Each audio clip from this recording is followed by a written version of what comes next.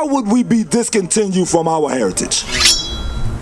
What world event happened to us that made us cease remembrance of who we ever was? What world event was that? You don't know? What is this called? Southern Kingdom of Israel? Nah, just the images. What was this called? What's going on? Slavery. That's how we as a people would discontinue from our heritage. Because was we always slaves? Did God literally put us here to be slaves? No. We was put here to be the greatest people on the face of this earth, but something we did, give me Deuteronomy 1:1, something we did in the landed us in these positions. Right? And through this event is how we discontinue from our heritage. Deuteronomy 1:1. The book of Deuteronomy, chapter 1, verse 1. Bring it out. These be the words which Moses spake unto all Israel. So Moses is speaking to Israel in the book of Deuteronomy 28:1. Brief summary. Moses is speaking to the children of Israel and the children of Israel only in the book of Deuteronomy, and he's going to explain this. Why would this happen to us as a people? How will we be discontinued from our heritage? Read.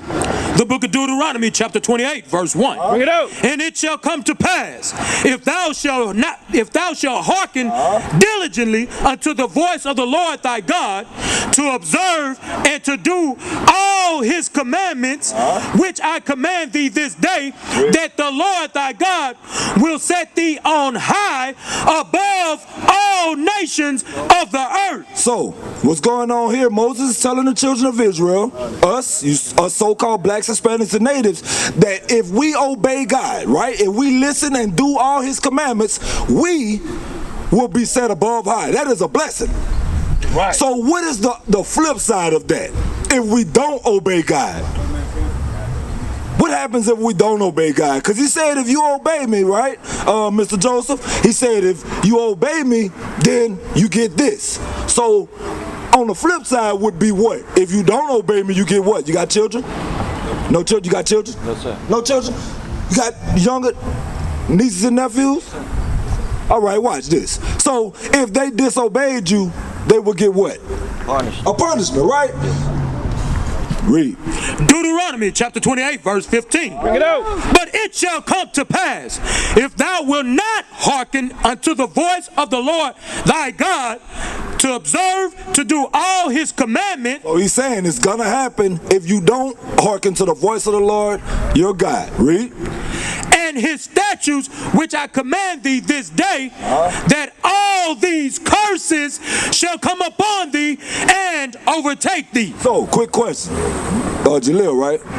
Is a curse a good thing or a bad thing? Bad thing. What you say? It depends. It depends. Yeah. It depends? Yes. On what? If for good or for bad. Yeah. Give me a good curse. What is a good curse? Give me Jeremiah 24:9. What is a good curse, Mr. Joseph? Because look, we gotta break it down to the simplest. Ain't no good curse. There you go. You don't even gotta go there. It ain't no good curse.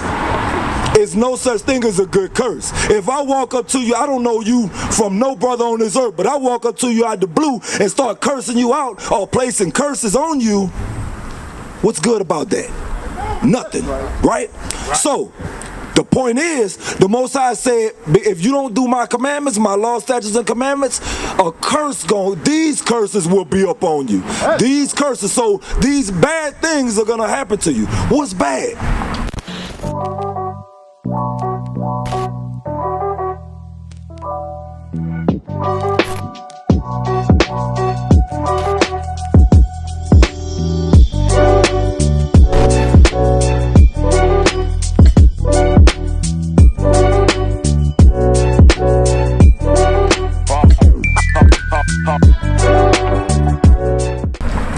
Look at our communities right now.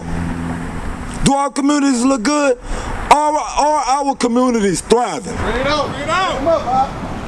This is what we have to look at, the landscape of what's going on pertaining to us as a people. Right. Are our communities thriving right now? If it is, then we're not under a curse. No curse is put upon us if our communities look good. Right. I'm not from Baton Rouge. What's the bad side of Baton Rouge? I ain't from here. You not from here neither? What about you, my brother Jaleel? You from here? Born and raised. Born and raised. What neighborhood you would advise me not to go in at night? Zion City. Zion City. Dixie? Or Dixon? Dixie. So Dixie and Zion City, y'all would say, tell me, give me advice not to go in at night, right?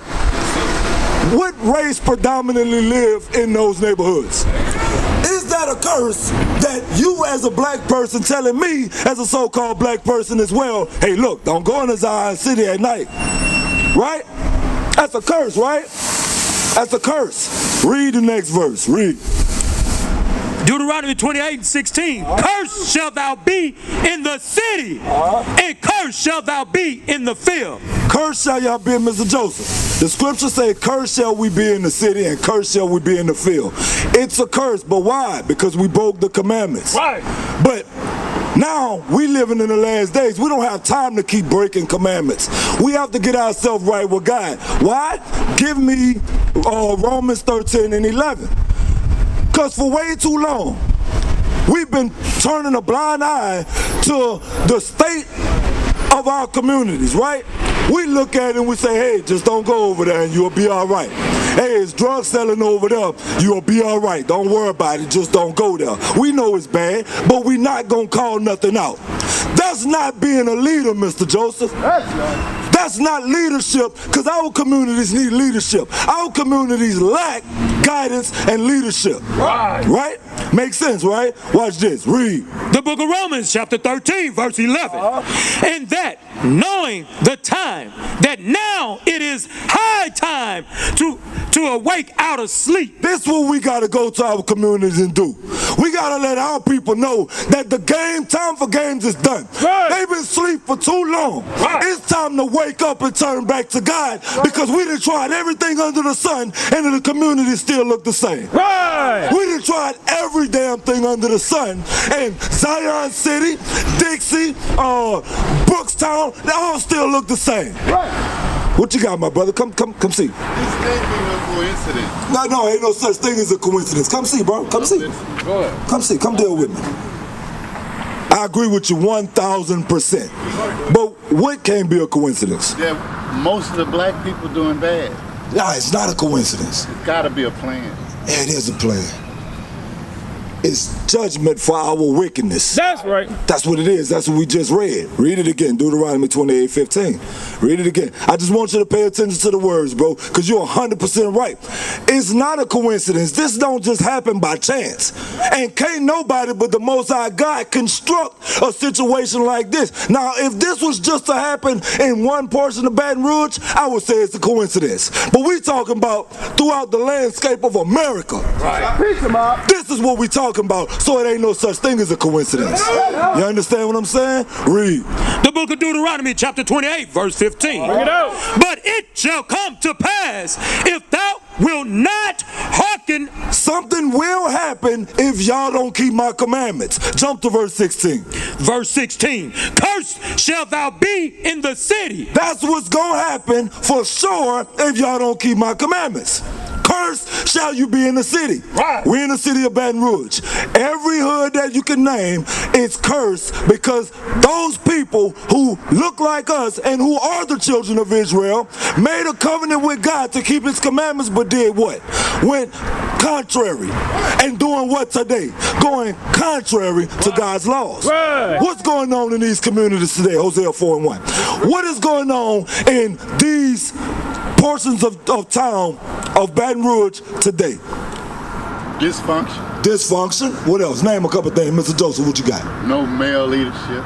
No leadership. Hey, I agree with that. That's why we out here today.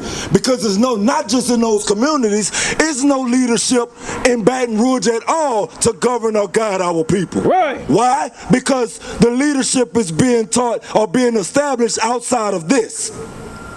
You cannot get proper leadership for the Israelites if it's not governed by this, if it's not this, if it's not the word of God. Make sense? Read. The book of Hosea, chapter 4, verse 1. Bring it out. Hear the word of the Lord, ye children of Israel. Oh, he's talking directly to the Israelites. Hear the word of the Lord, you children of Israel.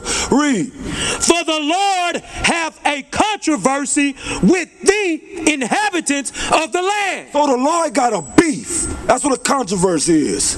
A controversy or a beef with the inhabitants of the land, talking about the Israelites. Why would he have a controversy? Because we just read it. They didn't keep the commandments. Right. But why? Can I prove that he just talking straight to them? Did he dealing just with the Israelites? Hold that. Give me Amos 3:3 or 3:1. That's what I want.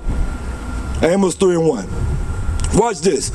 The Most High is talking directly to the Israelites because he only dealt with the Israelites. So the things that's going on in our communities are directly because of us, what we did. Read. The book of Amos, chapter 3, verse 1.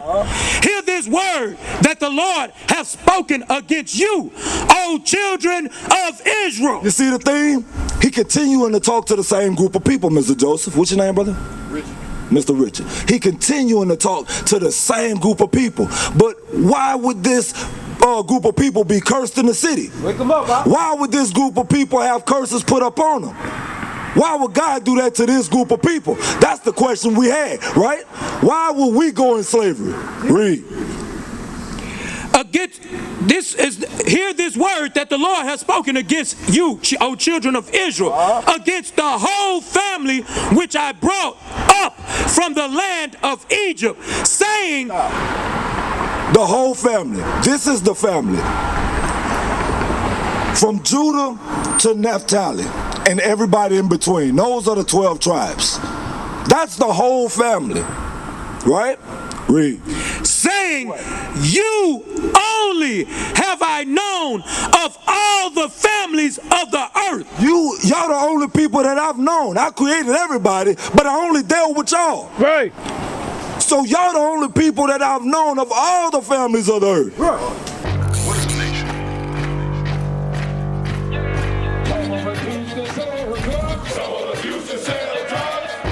Nation is men leading by example.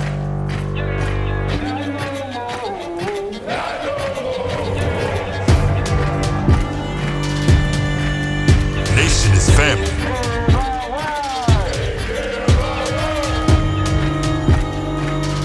Nation is community. Nation is children with role models.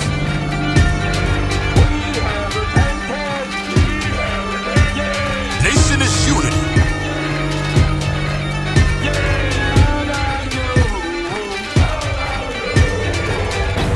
Nation is you. And finally, my brethren, be strong in the Lord. His word